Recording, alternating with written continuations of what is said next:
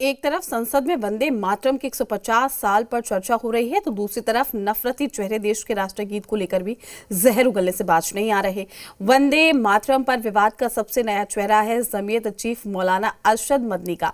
मौलाना अरशद मदनी ने खुलेआम ऐलान कर दिया है कि मर जाना कबूल है लेकिन वंदे मातरम गाना स्वीकार नहीं। वंदे मातरम सुजला सुफला मलयज शीतला। देश जब राष्ट्रगीत वंदे मातरम की 150वीं वर्षगांठ मना रहा है, संसद में चर्चा चल रही है।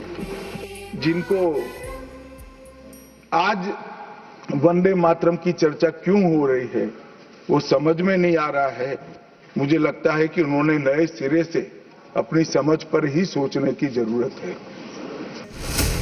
तब चंद चेहरे मजहबी वास्ता देकर खुल्लम खुल्ला ऐलान कर रहे हैं, मर जाना कबूल है, वंदे मातरम गाना नहीं। कौन है ये लोग, कहां से आते हैं? यूपी के सीएम योगी आदित्यनाथ ने इन्हें बहुत पहले पहचान लिया था। कुछ लोग हैं कहेंगे खाएंगे रहेंगे हिंदुस्तान में, खाएंगे हिंदुस्तान में, लेकिन वंदे मातरम गाएंगे नहीं। हम उनकी मंशा को समझें, हम उनकी मंशा को समझें। ये बाध्यकारी नहीं है, लेकिन यह समझने की विषय वस्तु भी है। जो लोग वंदे मातरम का विरोध कर रहे हैं वे भारत माता का विरोध कर रहे हैं। जमीयत उलेमा हिंद के अध्यक्ष मौलाना अरशद मदनी का बड़ा बयान सामने आया है। मदनी ने कहा, मुसलमानों को किसी के वंदे मातरम गाने पर कोई आपत्ति नहीं, लेकिन खुद गीत गाने पर धार्मिक प्रतिबंध है, क्योंकि इस्लाम में अल्लाह के अलावा किसी की पूजा स्वीकार नहीं है। हमें मर जाना स्वीकार है, लेकिन शिर्क कभी स्वीकार नहीं है। वंदे मातरम के विरोध की उठती आवाजों को बहुत गौर से पहचानिए। इसमें शामिल मौलाना अरशद को, उनके भतीजे महमूद मदनी को, AIM के अध्यक्ष असदुद्दीन ओवैसी को। वो कहेंगे वंदे मातरम पढ़ो तो पढ़ना शुरू कर देंगे। तो ये पहचान होगी मुर्दा कौम होने की। और अगर जिंदा कौम है तो फिर हौसला बुलंद करना पड़ेगा, हालात का मुकाबला करना पड़ेगा। मुर्दा कौमें मुश्किलात में मुब्तला नहीं होती, लेकिन याद रखिए जिंदा कौमें ही आजमाई जाती हैं। मर्दानावार मुश्किलात का मुकाबला किया करती हैं। इस्लाम मुसलमान होना, हमारे ईमान में मुल्क की मोहब्बत बीच में नहीं आती, और मुल्क से मोहब्बत है और रहेगी हमेशा, क्योंकि ये अजीम कुर्बानियां यहां पर शामिल है जिन्होंने जंग आजादी में हिस्सा नहीं लिया। आज अगर वो वतन की मोहब्बत का दर्ज देंगे तो बड़ा गलत होगा। मुझे वतन से बेइंतहा मोहब्बत है मैडम, और इंशाल्लाह हमेशा रहेगी। अब अरशद मदनी के वंदे मातरम के विरोध की दलील को ध्यान से समझने की कोशिश कीजिए कि जिस शिर्क को किसी भी हालात में कबूल करने से मदनी इनकार कर रहे हैं वो होता क्या है।